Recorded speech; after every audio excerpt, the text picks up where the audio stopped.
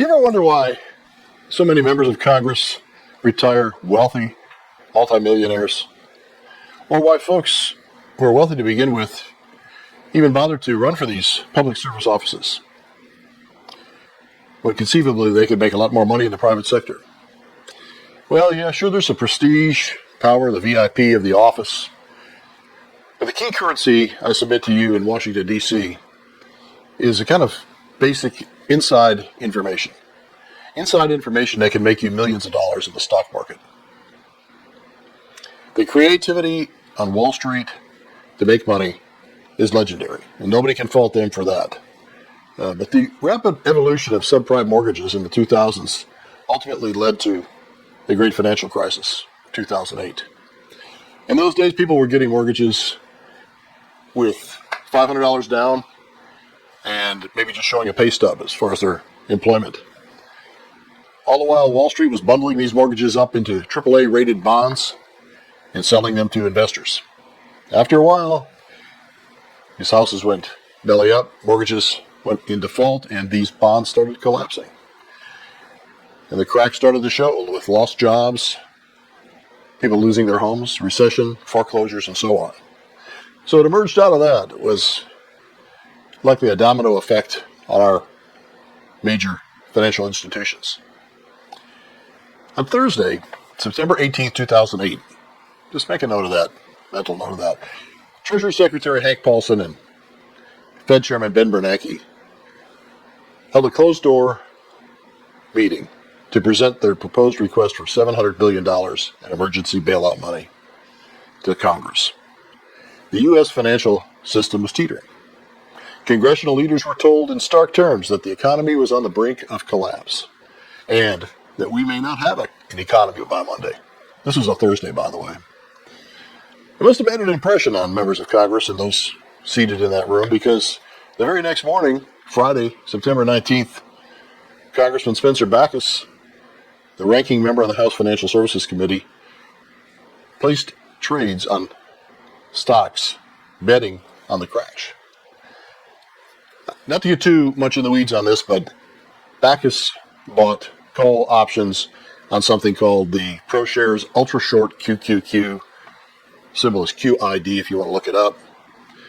Now that particular instrument would skyrocket if the markets collapsed. Bachus knew something the rest of us didn't. Actually, he was my congressman, Alabama 6th District.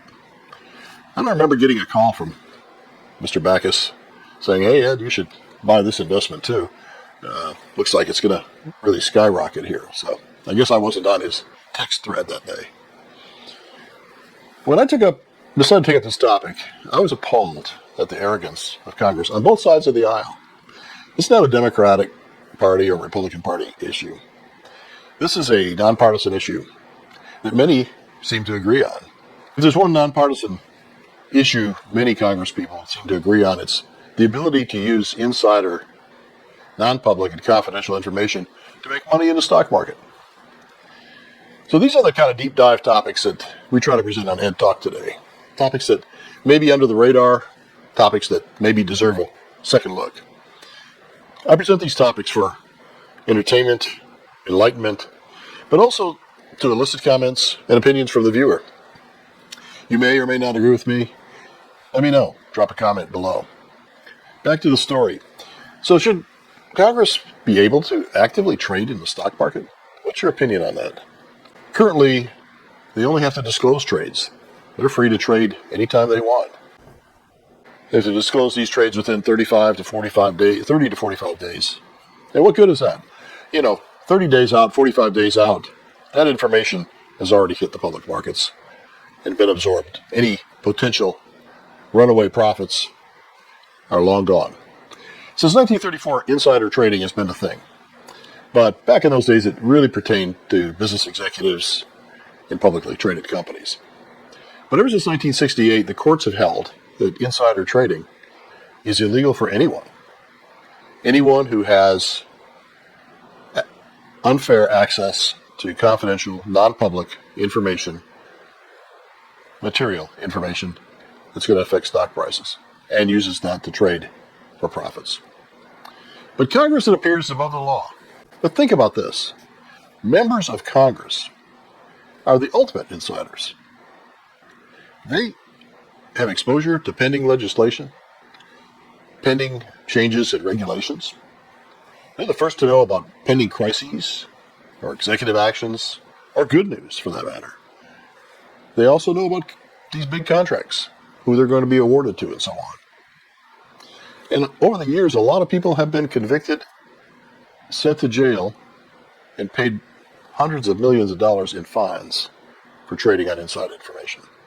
Think of poor Martha Stewart. Remember that one? I think the 1990s and the 2000s, the kind of advent of the information age, the internet was coming into its own. I think there was a time people started to think a little bit more about this idea. People had online brokerage accounts. The number of people who had 401k plans skyrocketed during those periods. And many, many more American households owned stocks. That was the launch of CNBC and so on. And I was working in an office at that time, and I remember the talk about around the water cooler was, what do you think of Cisco, Microsoft? What's the latest stock tip of the day? So people started becoming a little bit more aware. In 2011, CBS ran a 60-minute segment that would finally bring this issue to widespread national attention. Bachus, of course, was mentioned, and other notables like Nancy Pelosi, John Boehner, and others. People with trades, stock market trades, that seemed to align with congressional briefings and policy actions. The public reaction was swift and bipartisan. To the average Joe, the average guy on the street, average man or woman on the street, this was an eye-opener. And this is what really I find somewhat humorous. Congress reacted to this outrage, got together and passed something called the Stock Act in 2012. The Stock Act, S-T-O-C-K. You know how Congress likes acronyms. Stop Trading on Congressional Knowledge, S-T-O-C-K. Sounded good. Made Congress look good. Hey, signing this into law, stop trading on congressional information, and so on. But that's about where the story ended. The penalty for non-disclosure of your trades, $200. And oftentimes those fees were dismissed. So really, Congress continued to trade. And I'm not saying all trades Congress makes are nefarious. I want to be clear about that. But it's important to note that no congressperson has ever been prosecuted under the Stock Act. And then came COVID. On Friday, January 24th, when the word COVID was virtually unknown to the American people, Senate leadership quietly convened an urgent briefing. Who was there? CDC was represented and the National Institute of Health, the NIH. And those officials warned of a fast-moving virus and described it as a serious emergency public health threat. It's been reported that there was unmistakable panic in that room in January. The subsequent trades in the market spoke volumes. From February 2 to April 8th, senators and House members made more than 1,000 documented trades, many in sectors like telemedicine, remote technologies, pharmaceuticals that were tied to pandemic outcomes. And now by mid-March, most Americans didn't just suspect, it became undeniable that the world had shifted. Businesses shut down, schools closed, cities froze. But between these 2 points, Capitol Hill made millions of dollars in stock trades, while the rest of us had no idea what was coming. Senator Kelly Loeffler, the Republican senator from Georgia, that began a flurry of activity, and made 27 trades in February. And many of them were selling off, but she also bought something called Citrix Systems. You can look this up. It was a company that specialized in remote work technology, remote desktops, virtual apps. Senator Perdue, between January and mid-February, he bought stock in DuPont. Why is that important? DuPont was a major manufacturer of what we call PPE, personal protective equipment, masks, gloves, medical gowns, right as the pandemic threat emerged in those briefings. He also bought stock in Pfizer and Netflix, both likely to benefit from pandemic-driven demand.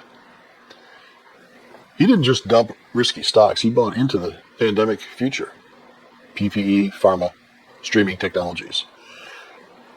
Donna Shalala, she failed to disclose dozens of stock trades during this period in direct violation of the Stock Act.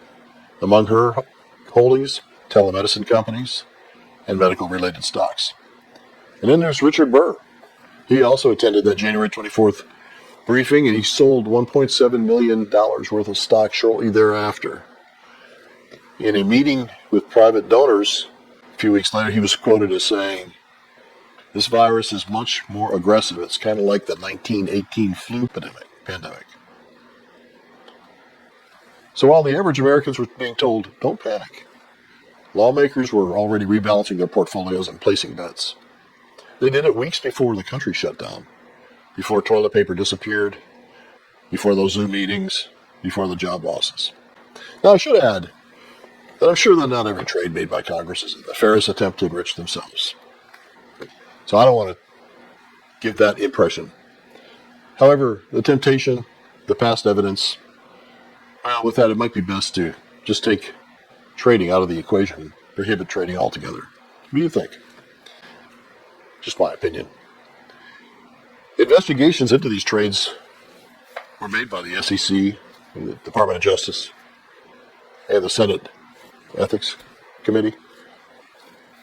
But by January of the following year, all these investigations were dropped. Earlier this year, we had Liberation Day. In April of 2025, President Trump announced sweeping new tariffs, dubbed Liberation Day. And these were tariffs that were virtually all our trading partners. They were more dramatic, I think, than the public expected, and the markets plunged almost immediately.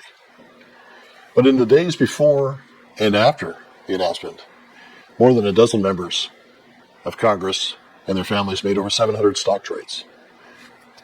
Some sold off before the announcement, and some bought during the dip. A few even bought call options on sectors likely to benefit from the tariffs' proposed loopholes. What did they know? We don't know. We can only speculate.